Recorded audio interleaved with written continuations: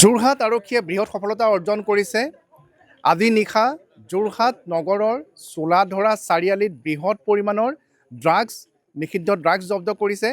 এখন বাইকত অহা দুজন যুৱকৰ পৰা আমি দেখুৱাইছোঁ যে বৃহৎ পৰিমাণৰ ড্ৰাগছ 17টাকৈ এনেধৰণৰ ড্ৰাগছ ভৰ্তি চাবোনৰ কেছ আৰক্ষীয়ে জব্দ কৰিছে। আমি দেখুৱাইছোঁ 1 2 3 4 5 6 7 8 9 10 11 12 13 14 15 16 17টা এনেধৰণৰ ড্ৰাগছ ভৰ্তি চাবোনৰ কেছ এনেধৰণে জব্দ কৰিছে আৰু ইয়াত প্ৰতিটোতে 12ৰ পৰা 14 গ্ৰামকৈ নিষিদ্ধ ব্ৰাউন চুগাৰ থকাৰ সন্দেহ কৰিছে। আৰু আমি দেখুৱাইছোঁ যে এনেধৰণে এই মোনাটোৰ ভিতৰতে সামগ্ৰীসমূহ লুকুৱাই আনিছিলে দুজনকৈ যুৱকে। আৰু এই দুজনে সেই দুজন যুৱক যি যোৰহাটৰ বিভিন্ন স্থানত যিসকল ড্ৰাগছৰ পেডলাৰ আছে তেওঁলোকক বিকিবৰ বাবে এনেধৰণে এই বৃহৎ পৰিমাণৰ ড্ৰাগছ নিশা আনিছিলে আৰু এখন বাইকত। আৰু যোৰহাট আৰক্ষীয়ে নিশ্চিত তথ্যৰ ভিত্তিত দুইজন যুৱককে এই বাইকখনত অহা অৱস্থাত হাতেলোতে গ্ৰেপ্তাৰ কৰিবলৈ সক্ষম হৈছে। আমি দেখুৱাইছোঁ যে এই বাইকখনতে সেই বৃহৎ পৰিমাণৰ ড্ৰাগছ সেই মোনাটোত লুকুৱাই অনা হৈছিল। আৰু যোৰহাট আৰক্ষীয়ে বৃহৎ পৰিমাণৰ এনেধৰণৰ ব্ৰাউন চুগাৰ জব্দ কৰি বৃহৎ সফলতা অৰ্জন কৰিছে। A05N0929 নম্বৰৰ এইখন বাইকতে এই বৃহৎ পৰিমাণৰ ড্ৰাগছ আনিছিলে। আমি দেখুৱাইছোঁ যে এনেধৰণে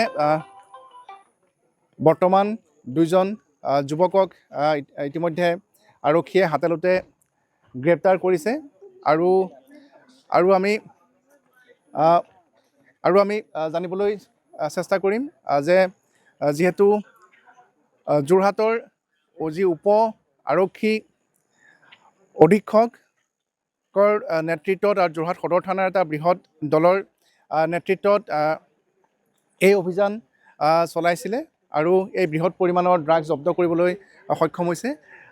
যে অলপ ক'ব নেকি যে দুজনকৈ যুৱকৰ পৰা বৃহৎ পৰিমাণৰ আপোনালোকে ড্ৰাগছ জব্দ কৰিবলৈ সক্ষম হৈছে, 17টাকৈ চাবোনৰ কেছ। আৰু সেই দুজন যুৱক তেওঁলোকে ক'লৈ আহিছিলে, কাক দিবলৈ আহিছিলে, অলপ ক'ব নেকি কেনেধৰণে আপোনালোকে সফলতা অৰ্জন কৰিলে? চ'ৰ্চ ইনফৰমেশ্যন এটা আছিলে যে দুজন ল'ৰা আহি আছে, তো সেইমতে আমি ওলাই আহি তেওঁলোকৰ ধৰি পেলাই চাৰ্চ কৰোঁতে মানে এতিয়ালৈকে 17টা পেকেট ওলাইছে। আমাৰ প্ৰিলিমিনাৰী যিখিনি ষ্টেপ সেইখিনি চলি আছে আৰু তেওঁলোকে ক'ত লৈ গৈ আছিলে কি আছে এতিয়ালৈকে আমি সোধ-পোছ কৰিলেহে গম পাম একচুৱেলি। তো এজ অফ নাও আমি জাষ্ট ৰিকভাৰহে কৰিছোঁ বস্তুখিনি আৰু ইয়াৰ পাছত আমি তদন্তত আগবাঢ়ি বেকৱাৰ্ড লিংকেজেছ যি আছে আৰু কাক দিবলৈ আহিছিলে, যদি যোৰহাটতে ডেষ্টিনেশ্যন আছিলে নে বাহিৰত আছিলে, সেইখিনি আমি ধৰি লওক লাহেকৈ আমি গম পাই যাম। মানে অন দ্য ৱে আপোনাৰ তেওঁলোকে সেই সামগ্ৰীখিনি সেই বাইকখনত নি থকা অৱস্থাত আপোনালোকে ইণ্টাৰচেপ্ট কৰি পেলাই তেওঁলোকক গ্ৰেপ্তাৰ কৰিবলৈ সক্ষম হৈছে। হয়। আৰু বৃহৎ পৰিমাণৰ 17টাকৈ ন্যূনতম কিমান কোৱান্টিটি হ'ব চাগে? এতিয়ালৈ মেজাৰমেণ্ট চলি আছে, আপোনাৰ নট লেছ দেন 200 মান হ'ব লাগে, 200 গ্ৰাম। আমাৰ জাষ্ট ৱেইট মেজাৰমেণ্ট চলি আছে, মই জাষ্ট আইডিয়াতহে কৈছোঁ আপোনাক। ব্ৰাউন চুগাৰ এইটো হিৰ'ইন হয়, অপিয়ইড হয়, হিৰ'ইন হয়। হয়, ধন্যবাদ জনাইছোঁ। আমি দেখুৱাইছোঁ যে যোৰহাট আৰক্ষী এটা বৃহৎ দলে সদৰ যি DSP কৰ্ণৱ পাটোৱাৰীৰ নেতৃত্বত যোৰহাট সদৰ থানাৰ এটা বৃহৎ দল ইয়ালৈ আহিছিলে। আহি এই অভিযান চলাই এই বৃহৎ সফলতা অৰ্জন কৰিছে যে এক ডাঙৰ সফলতা অৰ্জন কৰিছে। 17টাকৈ এনেধৰণে হেৰইন ভৰ্তি ইতিমধ্যে বাকত জব্দ কৰিছে। আৰু আমি পুনৰবাৰ দেখুৱাইছোঁ যে এনেধৰণে দুজনকৈ যুৱকক ইতিমধ্যে গ্ৰেপ্তাৰ কৰিছে। আৰু যোৰহাট আৰক্ষীৰ বাবে এক বৃহৎ সফলতা, কিয়নো যোৰহাটৰ অলিয়ে গলিয়ে ইয়াৰ পূৰ্বে আমি দেখা পাইছোঁ যে এনেধৰণৰ সৰু সৰু পেকেট বা সৰু সৰু টেমাৰ ভিতৰত, চাদাৰ টেমাৰ ভিতৰত বা তাতকৈ সৰু টেমাৰ ভিতৰত 4 গ্ৰাম 5 গ্ৰাম 10 গ্ৰাম তেনেধৰণৰ পুৰিয়া বনাই একাংশ ড্ৰাগছৰ পেডলাৰে এনেধৰণৰ ড্ৰাগছ বিক্ৰী কৰি আহিছে। কিন্তু এই ড্ৰাগছ সৰবৰাহ কৰা যিসকল মূল ব্যৱসায়ী, তেনে দুগৰাকী মূল ব্যৱসায়ীক ইতিমধ্যে আৰক্ষীয়ে আজি হাতেলোতে গ্ৰেপ্তাৰ কৰিছে। 17টাকৈ বৃহৎ পৰিমাণৰ হেৰইন ইতিমধ্যে জব্দ কৰিছে।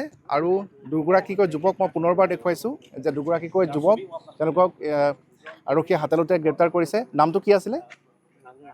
নাজিম আহমেদ আৰু নামটো কি আছিলে হা শামীম আখতাৰ নাজিম আহমেদ আৰু শামীম আখতাৰ এই দুগৰাকীয়ে যুৱক যিজন যুৱকক 17টাকৈ হেৰইন ভৰ্তি চাবোনৰ বাকচৰ সৈতে আৰক্ষীয়ে গ্ৰেপ্তাৰ কৰিবলৈ যোৰহাট নগৰৰ মাজমজিয়াত গ্ৰেপ্তাৰ কৰিবলৈ সক্ষম হৈছে আৰু এওঁলোকক অধিক সোধা পোছা কৰাৰ অন্তত আৰু বহু বিস্ফোৰক তথ্য পোহৰলৈ অহাৰ পূৰ্ণ সম্ভাৱনা আছে যোৰহাটৰ পৰা Gautam Bora news 18 Assam north east আপুনি বিচৰা বাতৰি পাব কেৱল নিউজ 18 এপত নিউজ 18 এপ ডাউনলোড কৰিবলৈ স্কেন কৰক এই QR কোড গুগল প্লে ষ্টৰতো পাব এই নিউজ 18 এপ